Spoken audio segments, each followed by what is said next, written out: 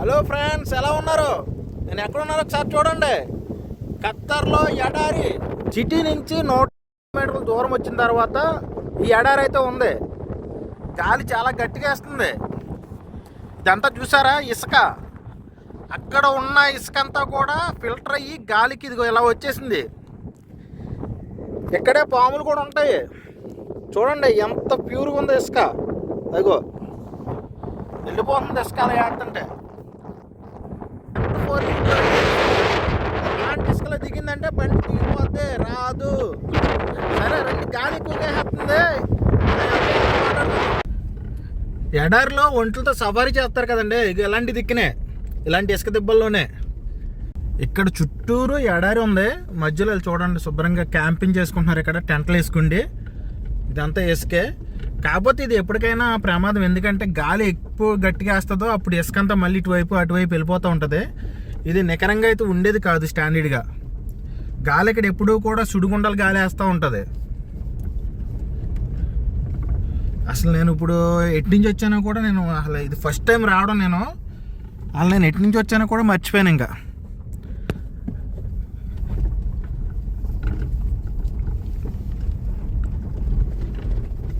కానీ నేను వస్తున్నప్పుడు అక్కడ మీకు దూరంగా కరెంటు పోల్ కనిపిస్తుందా? హెవీ కరెంటు పోల్ కనిపిస్తుంది కదా. నేను అది మాత్రం గుర్తుపెట్టుకున్నాను. మరి ఇందాక నువ్వు ఇక్కడికి వచ్చినప్పుడు ఎలా వచ్చారా బాబు తెలియకుండా అంటే, ఇక్కడ కైమ దగ్గర పనిచేసే ఒక అతను ఇందాడు వచ్చాడనమాట మమ్మల్ని అక్కడి నుంచి తీసుకురావడానికి ఈ రూట్కి. చుట్టుపక్కల మొత్తం ఎడారండి. అసలు ఏమి మనిషి అన్న కూడా లేడు. చూడండి, మనిషి అన్న కూడా లేడు. మొత్తం ఇదంతా ఎడారి. సర్వసాధారణంగా అండి ఇలాంటి ఎడారిలోకి వచ్చినప్పుడు కొత్తగా వచ్చినప్పుడు మనం ఈ రూట్లో మనం గుర్తుపెట్టుకోవాలి. మనకు తెలవు ఏంటంటే చుట్టూరు కూడా మొత్తం ఇదంతా ఒకేలా ఉంటుంది. ఏదన్నా ఒక రూటు మనం మిస్ అయితే కనుక మళ్ళీ ఎటేటో వెళ్ళిపోతాం. మళ్ళీ ఎక్కడైతే తిరిగామో అటైతే తిరిగి మళ్ళీ అక్కడికి వెళ్తాం. లేదంటే తిరిగి వేరే దిక్కు వెళ్ళిపోతాం. సో అలాంటిదప్పుడు మనకే ఇక్కడ ఖత్తర్లో ఉండే డ్రైవర్లకి బాగా గుర్తుపెట్టుకోవాల్సింది ఏంటంటే, ఫస్ట్ టైము ఇలాంటి ఎడారిలోకి వచ్చినప్పుడు చూపిస్తాను చూడండి. ఇలా కార్లు వెళ్ళిన దారి అయితే ఉంటుంది. కార్లు వెళ్ళిన దారి అయితే ఉంటే దానంటే వెళ్ళిపోవడమే. ఇంకా అయితే మెయిన్ రోడ్ వస్తుంది. లేదంటారా ఏదో ఒక గుడారాల్లోకి అయితే వెళ్ళిపోతాం. ఏదో ఒక వీళ్ళు ఉంటారు కదా. ఇప్పుడు ఈ కారు వెళ్ళిందంటే దారి ఏంటి, దాని అర్థం ఎదరేదో ఉందనే కదా. అలా చూసుకుని వెళ్ళాలన్నమాట అండి. అయితే ఇదంతా కూడా ఇప్పుడు నేను వచ్చింది ఇదంతా కొత్త కాబట్టి ఇప్పుడు వీడియో రికార్డింగ్ చేస్తున్నానా, నేను ఎటు వెళ్తున్నాను కూడా నాకు తెలియదు. నేను వచ్చిన దారి అయితే ఇది కాదు, నేను మర్చిపోయాను. కానీ వెళ్ళిపోతాను అంతే. ఇంకా చూద్దాం ఎక్కడికి వెళ్తామో ఏంటో. కానీ ఇది దోహా నుంచి ఇక్కడికి 120 కిలోమీటర్ల దూరం అయితే ఉంది. అలా నాకు మాత్రం గుర్తున్నది ఏంటంటే, అక్కడ మీకు దూరంగాను కరెంటు పోల్ కనిపిస్తాయి. అది మాత్రమే గుర్తు. అదొకటే గుర్తుపెట్టుకున్నాను. మేడం కూడా పదే చెప్పింది, నీకు దారి గుర్తుందా అని. సరే మేడం ఏదో వెళ్ళిపోతానండి ఇంకేముందలే అనేసి. చూడండి ఇక్కడ దారి ఎలా ఉంది చూడండి. మొత్తం ఈ రాళ్ళు ఇవి టైర్కి గుచ్చుకుందంటే ఇంకేం ఉండదు. ఇంకా టైర్ పంచర్ అయిపోద్ది. పక్కా నేను వచ్చిన దారి అయితే ఇది కాదు.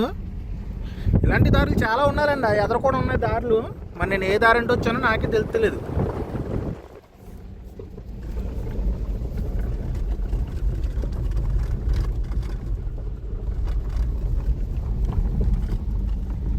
మన ఇండియన్స్కి బలమైన ఒక నమ్మకం ఉంటుంది. ఏదన్నా కోరుకుండి ఇక్కడ రాళ్ళు పెడితే నెరవేరుతాయి అన్నట్టు. ఇగో చూడండి ఇక్కడ ఏదో రాళ్ళు పెట్టారు. నిజంగా నేను కోరుకుండి ఒక రాడు పెడతాను, ఏం జరుగుతుందో చూద్దాను. మరి ఇది ఏంటో నాకు తెలీదు.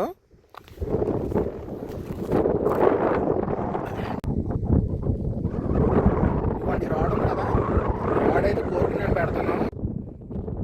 ఇవ్వండి ఇక్కడ ఎవరో రాడు పెట్టాను, నేను కూడా రాడ్ మీద రాడ్ పెడుతున్నాను. అంతే అయిపోవాలి. మరి ఆ రకంగా అయిపోవాలి. ఇక్కడే సందడిపోయిందంటే ఇంకా మళ్ళీ నేను ఎటు వెళ్ళిపోతాను నాకే తెలీదు. అయిపోయింది. అక్కడ మీకు దూరంగా టెంట్లు కనపడతాయి. అక్కడి నుంచి అయితే వస్తున్నాను అన్నమాట. నేను ఈ లొకేషన్ చూస్తుంటే నాకు లేహ్ లదాఖ్ జ్ఞాపకం వస్తుందండి. కాశ్మీర్ దాటిన తర్వాత లేహ్ లదాఖ్ వెళ్ళే దారిలో ఇంచుమించు ఇలాంటి శూన్యం కిందనే ఉంటుంది అనమాట. ఇక చూడండి ఏం లేవు కదా. అలాగే దగ్గరగా ఒక 20 కిలోమీటర్లు 30 కిలోమీటర్లు ఏమి ఉండదు. ఓన్లీ జస్ట్ ఇలా దారి మాత్రం ఉంటుంది స్ట్రైట్గాను. ఎలాంటి దారి అంటే రోజు వెళ్తుంటే బళ్ళు వెళ్ళి వస్తుంటే ఇలాగే ఏర్పడుతుంది దారి. ఇదే మనకి బండ గుర్తు. ఈ దారెట్టిని వెళ్ళిపోవడమే.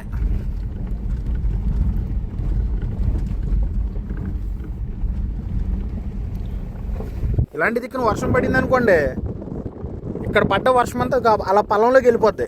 అక్కడ చూడండి ఎంత పొలం ఉందోను, ఆ పొలంలోకి వెళ్ళిపోద్ది.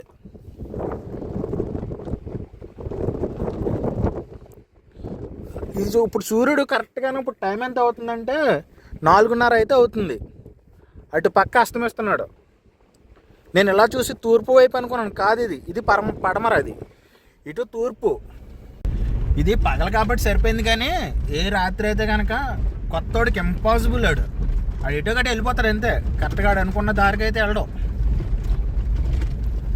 చాలా బాగుంది. చూడండి ఎటు దారులు ఉన్నాయి. ఒకటి అటు వెళ్ళిపోయింది, ఒకటి ఇటు వెళ్ళిపోయింది, ఒకటి ఇటు వెళ్ళిపోతుంది. ఏమో నాకు తెలిసిన దారి ఇదిగోండి, ఇదే వెళ్ళిపోతున్నాను అంతే. ఈ దారి ఎట్టుకున్నాను, ఈ దారి అంటే వెళ్ళిపోతున్నాను. మరి ఆ దారులు పెట్టుకుంటే అవి ఎటు వెళ్తాయో లేకపోతే ఇదేటి వెళ్ళిపోతుందో తెలీదు. మేడం వాళ్ళు ఒకవేళ కొత్తగా బండి నేర్చుకుంటా ఉంటే కనుక, లేడీస్ కొత్తగా బండి అవి నేర్చుకోవాలనుకుంటే కనుక ఇలాంటి దిక్కు వచ్చేస్తారండి.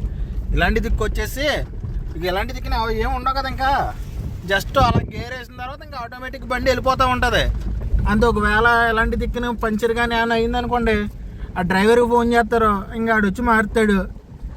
ఆడు డ్రైవర్ వేసుకొచ్చిన బండి అలా వేసి వెళ్ళిపోతారు. ఈ డ్రైవర్ ఎక్కడ అవి మార్చుకుని వెళ్తాడు.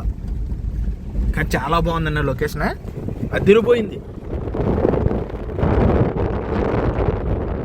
సూర్యుడు క్లారిటీ కనపడ్డావు, ఎందుకంటే పెద్ద దుమ్ము గాలితో పాటు దుమ్ము వచ్చేస్తుంది కదా, క్లారిటీ కనపడ్డావు. సూర్యుడు కెమెరాలు అలా కనపడతాడు, నాకు కూడా అలాగే కనపడుతున్నాడు.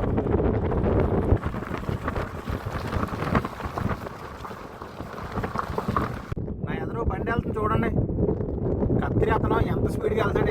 ఇంకంతే, ఇంకా బళ్ళు సరదాగా వేసుకుని వెళ్ళిపోతారు, ఎంజాయ్ చేస్తారు.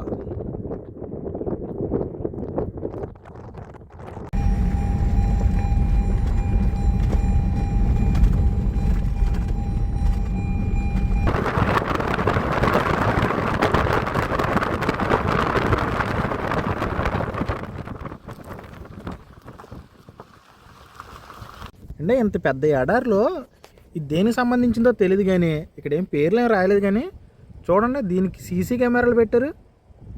అంటే వాచ్ చేస్తారనమాట ఇదంతా మొత్తం ఇసుకతో ఎక్కువగా పూడిపోతుందా ఏంటనేది. భలే సరదాగా ఉంటుందిలేండి, ఫన్నీగా ఉంటుంది బండి ఇలాంటి దిక్కుంది వాళ్ళతే. అది మన ఓన్ కార్ అయితే బాగుంటుంది, కానీ అలా మేడం కార్లు అయితే కాదు. ఇంకా మనం ఆల్మోస్ట్ హైవేకి చేరుకున్నామండి. అమ్మాయి కొంచెం ప్రాణం ప్రశాంతంగా ఉంది నాకైతే. అక్కడెక్కడో చూడండి ఇసుక తిప్పి కనపడుతుంది, చూసారా? అక్కడికి వెళ్ళాలని ఉంది, కానీ ఈ రాళ్ళు అవి చూస్తుంటే భయం వేస్తుంది. మన బండి టైర్లు ఈ రాళ్ళకి సంబంధించింది కాదు, రోడ్డుకి సంబంధించింది కదా. ఏదన్నా జస్ట్ ఎడ్జ్ ఏదైనా తగిలింది అనుకోండి, మొత్తం బర్స్ట్ అయిపోద్ది. మళ్ళీ ఇబ్బంది. మళ్ళీ ఇక్కడికి ఎవరు రారు, మనం మార్చుకోవాలి. మనం ఎలా అయితే హైవే ఎక్కేసామండి, కాదో సుఖాంతం. అక్కడెక్కడో చూడగానే నాకు కొంచెం గుండెలు టక్ టక్ మని కొట్టుకున్నాయి. నేను కరెక్ట్గానే వస్తాను మళ్ళీ వెనక్కని. పర్లేదండి, వచ్చేసాం. ఇక్కడి నుంచి 30 కిలోమీటర్లు ఇలాగే ఉంటుంది. ఒక్క గుతకు కూడా ఉండదు అనమాట. అలా స్మూత్గా వెళ్ళిపోద్ది బండి. అటు నుంచి వచ్చే బండి, ఇటు నుంచి వెళ్ళే బండి అనమాట, అంతే. కాకపోతే స్పీడ్ మాత్రం మనకి ఎక్స్పీరియన్స్ ఉంటేనే స్పీడ్ వెళ్ళాలి, లేదంటే నిదానమే ప్రధానం. ఇది మాత్రం మనం పాటించాలి. అయితే మీకు యువతల పక్కన ఫెన్సింగ్ కనపడుతుంది, ఒకసారి చూపిస్తాను. అటు పక్క ఫెన్సింగ్ కనిపిస్తుంది కదా, అటుపక్క ఇవ్వండి, ఇటు పక్క ఫెన్సింగ్ ఉంది కదా. అవి ఎందుకంటే ఒంట్లు రాకూడదని రోడ్ల మీదకి. ఒకవేళ మన బండి అంత స్పీడ్గా తోలుతున్నప్పుడు ఒకవేళ ఒంటి వచ్చిందనుకోండి, బండి కంట్రోల్ అవ్వదు. ఎంత సీనియర్ డ్రైవర్ అయినా సరే బండి కంట్రోల్ అవ్వదు. ఇంకా అయితే స్పాట్ డెడ్ అన్నమాట. అలా ఉంటుంది. ఇక్కడ ప్రతిదానికి కూడా సైన్ బోర్డ్ అయితే ఉంటుంది చూడండి, స్లో డౌన్ అని ఉంది. అదిగో రెగ్యులర్ స్పీడే వెళ్ళమంటున్నాడు 60. అక్కడి నుంచి ఇంకా స్పీడ్ బ్రేకర్స్ ఉన్నాయి ఇక్కడ. ఇందాక మేడం ఎక్కించిన ఇక్కడ గాల్లో ఎగరేసానులేండి, నాకు తెలియదు కదా. బాగానే ఉండాలనుకుని కరెక్ట్గా మేడం ఇక్కడికి వచ్చేటప్పటికే నాకు అడ్రస్ చెప్తుంది, మనం ఇటు నుంచి అటు వెళ్ళాలంది. నేను ఆవిడ ఏం చెప్తుంది అన్న విషయంలో ఇంకా రోడ్లు మర్చిపోయాను. ఇంకా చూడండి, ఇలాంటి స్పీడ్ బ్రేకర్ దగ్గర 100 ఎగరించాను బండి. ఇంతకీ ఏరియా పేరు చెప్పలేదు కదా. ఏరియా పేరు ఆల్ అమీరియా అనే ఏరియా. ఖత్తర్కి దగ్గరగా ఖత్తర్ సిటీకి ఒక 120 కిలోమీటర్లు 130 కిలోమీటర్ దూరంలో అయితే ఉంది. ఇంత ఎడారిలో ఒక్క చెట్టు మాత్రం అలా ఉందండి. ఇలాంటి చూసినప్పుడు భలే ఉంటుంది కదా. అక్కడ ఏ చెట్టు లేదా, ఒక్క చెట్టు మాత్రం అలా ఉంది.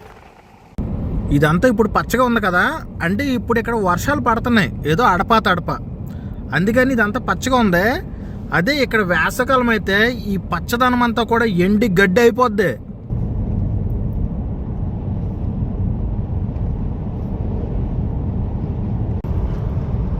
అది అక్కడ ఒకటి కనిపిస్తుంది చూసారా, అది కూడా పోలీస్ కారే. సెక్యూరిటీ పర్పస్ ఎటువంటి ఇబ్బంది వచ్చినా సరే వెంటనే వచ్చేస్తారు పోలీసులు. మనం ఒకవేళ బండి ఇలా రోడ్డు పక్కన ఆపితే కనుక కంపల్సరీ 4 సిగ్నల్ అయితే వేయాలి. ఒకసారి చుట్టుపక్కల ఉన్న వ్యూని మాత్రం ఒకసారి చూసేద్దాం. ఇది మధ్యదారిలోనే నేను వస్తున్న 30 కిలోమీటర్ దారి మధ్యలోనే ఆగాను అన్నమాట బండి. చాలా బాగుంది ఇక్కడ ఏరియా.